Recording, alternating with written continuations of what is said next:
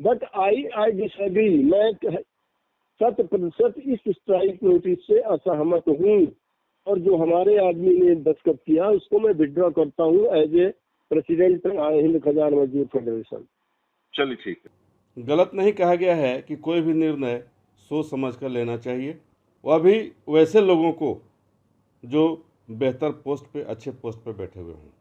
अगर वो कोई निर्णय गलत लेते हैं तो उसका कुप्रभाव खुद उन पर भी पड़ सकता है।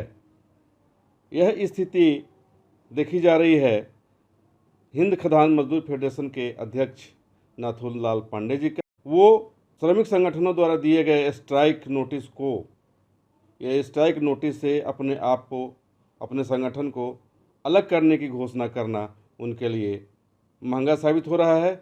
अब वही स्थिति हो गई, आप बैल मुझे मार वाली कहावत इन पर पड़ रही है। नमस्कार, मैं सत्येंद्र कुमार सिंह, SNS 24 न्यूज़ में मैं आपका स्वागत करता हूं। मैं बात कर रहा हूं गत दिनों रांची में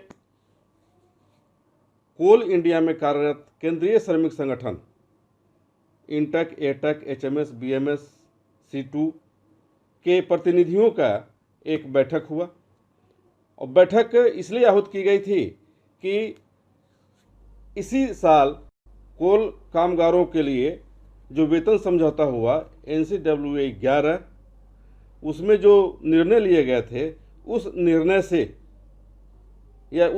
से कुछ अधिकारी, या यूं कह लें कि अधिकारी वर्ग को नागवार गुजरा, और अधिकारियों में से कुछ लोगों ने जबलपुर हाई कोर्ट में जाकर रिट याचिका दायर कर दी थी।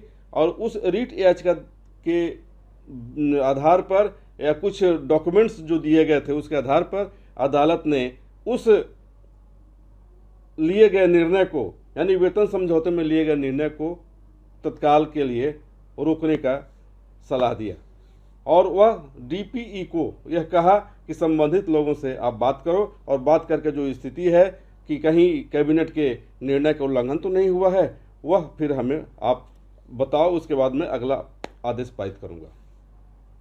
इस निर्णय के आते ही श्रमिक संगठनों में एक उबाल सा आ गया, और सभी लोगों ने कोल इंडिया पर दबाव बनाया, और कोल इंडिया का दबाव बनाते ही कोल इंडिया प्रबंधन भी सख्ते में आई, और कोल इंडिया प्रबंधन इस मुद्दे को लेकर कल जबलपुर हाई कोर्ट में डबल बेंच में रिट याचिका, अपील, उस न्यायालय द्वारा दिए गए आदेश के बाद अपील में गए, और डबल बेंच में उन लोगों ने मामला दर्ज करा दिया है। हालांकि उस पर सुनवाई अभी तक कब होगी इसकी तिथि निर्धारित नहीं की गई है।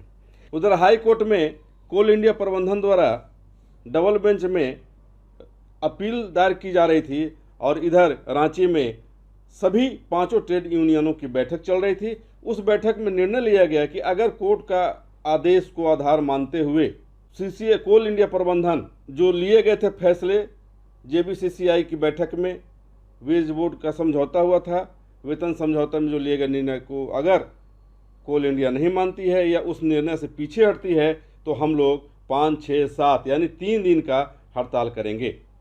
3 दिवसीय हड़ताल की घोषणा किए जाने में सभी ट्रेड यूनियन के लोग मौजूद थे। इधर ट्रेड यूनियन के लोग मौजूद थे, सभी लोगों ने हस्ताक्षर कर दिए। HMS का प्रतिनिधित्व, यानी हिंद खदान मजदूर फेडरेशन का प्रतिनिधित्व RV राघवन कर रहे थे, उन्होंने भी हस्ताक्षर किए। लेकिन जैसे ही हस्ताक्षर और हड़ताल, 3 दिवसीय हड़ताल की सूचना फेडरेशन के अध्यक्ष नाथूलाल पांडे जी को, तुरंत उन्होंने यह अनाउंस कर दिया कि हमें हड़ताल में नहीं जाना है।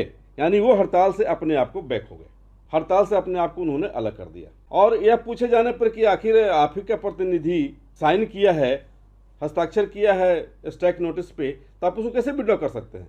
तो उन्होंने दावे के साथ कहा कि बतौर फेडरेशन अध्यक्ष मैं ये कहता हूं कि उन्होंने जो हस्ताक्षर किए हैं उस हस्ताक्षर को मैं वापस लेता हूं, यानी विड्रॉ करता हूं। हमारा संगठन HMS नहीं जाएगा स्ट्राइक में तो नहीं जाएगा।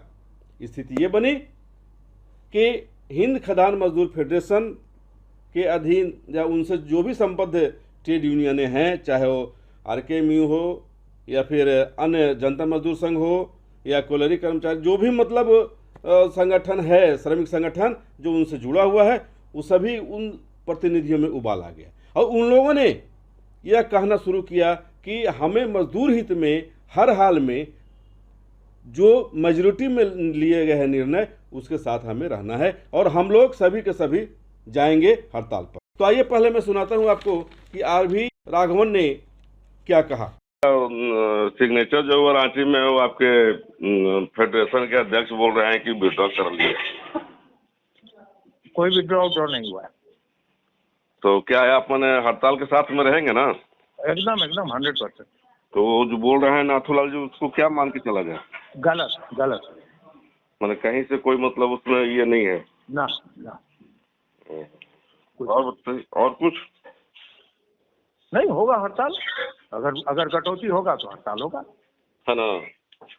एकदम 100%।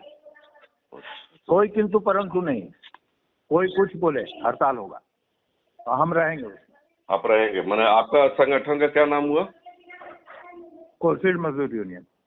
अच्छा, कोलफील्ड मजदूर यूनियन। लेकिन हिंद खदान मजदूर फेडरेशन भी रहेगा, केवल मैं नहीं, पूरा फेडरेशन रहेगा।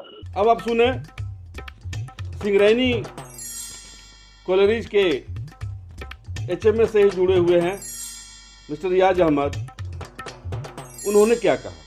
तो मतलब रांची में आप लोग को किसी को निमंत्रण नहीं किया था? नहीं गया। सिंगरैनी वालों को भी बुलाना चाहिए। उतनी बड़ी स्ट्राइक है, मामूली स्ट्राइक नहीं। आप वहाँ बैठ के आप लोग करो बोले तो हम क्या उनके चमचे नहीं होते ना?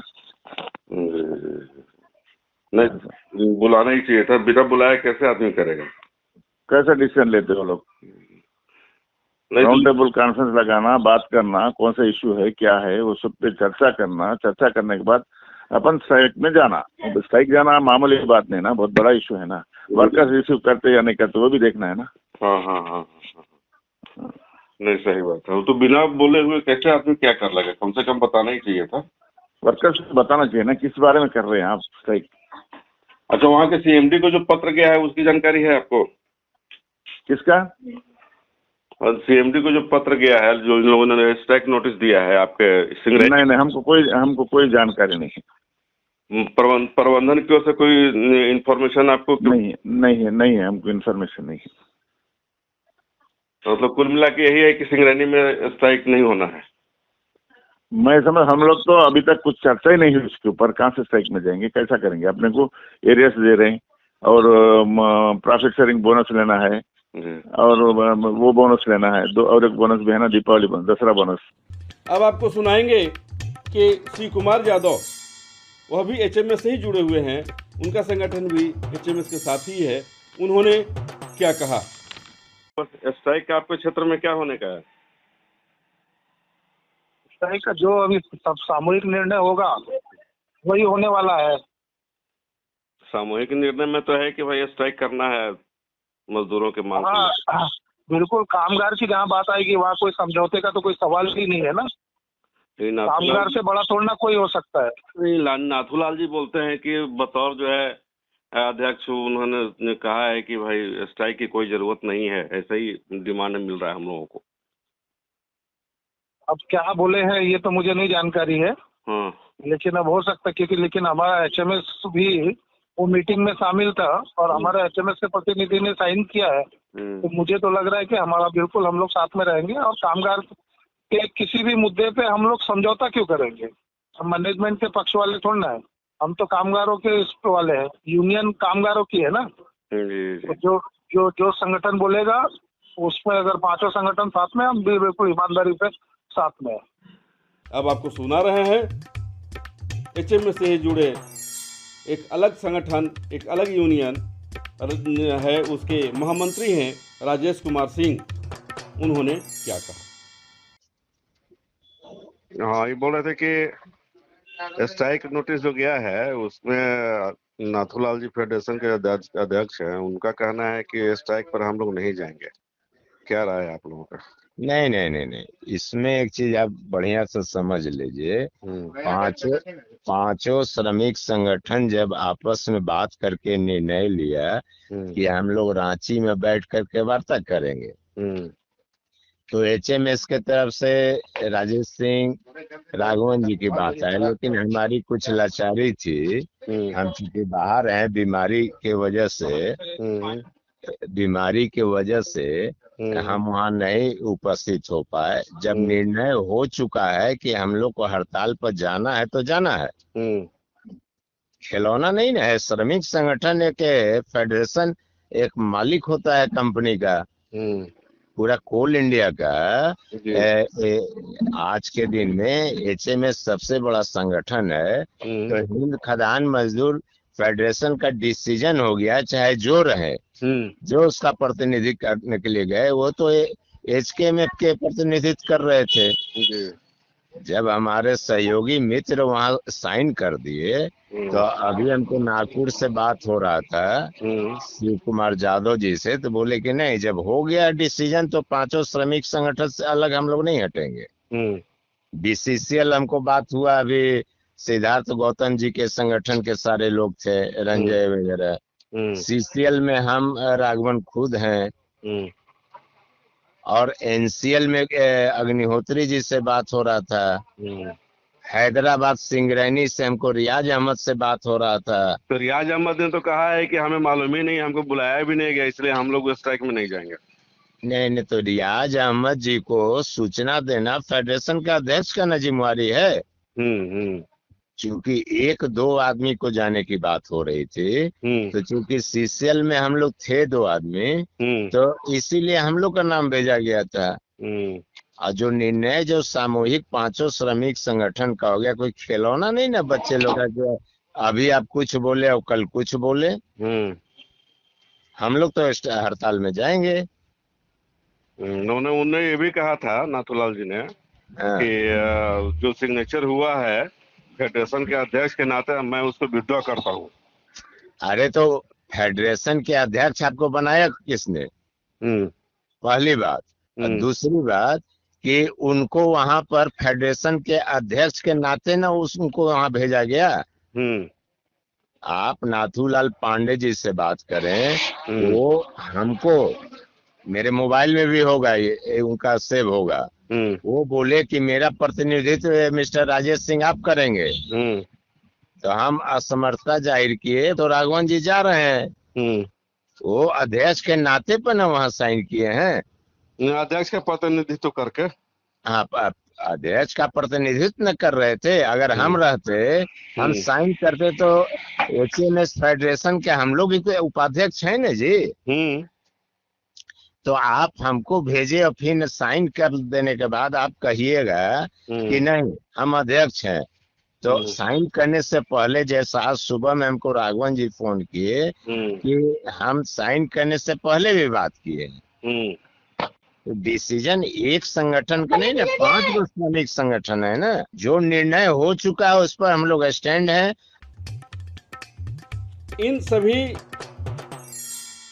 मजदूर संगठन के नेताओं से बातचीत करने पर यह स्पष्ट हो गया है कि नाथूलाल पांडे जी द्वारा यह वक्तव्य दिया जाना कि हमें हड़ताल में नहीं जाना है काफ़ी महंगा पड़ा, और स्थिति ये बन गई है कि अब उन्होंने अपना मोबाइल दूसरे नंबर पे जोड़ दिया है, या फिर वो फ़ोन ही नहीं उठा रहे हैं। अब बताएं कि यह ऐसा करने से क्या लाभ, क्यों उन्होंने सामूहिक निर्णय को नहीं माना। अगर सामूहिक निर्णय को नहीं मानना था तो उनके प्रतिनिधि को या उन्हें रांची में हुए बैठक, यूनियन की बैठकों में नहीं शामिल होने देना चाहिए था,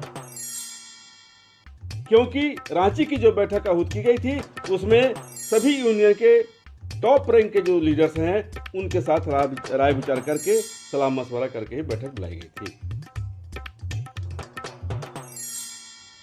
अब यह तय हो गया है कि नाथूलाल पांडे जी के लिए यह कहना कि हम आंदोलन से अलग हैं काफ़ी मुश्किलों का सामना करना पड़ेगा उन्हें, और उनका भविष्य कहाँ जा कर के टिकेगा अब यह देखने की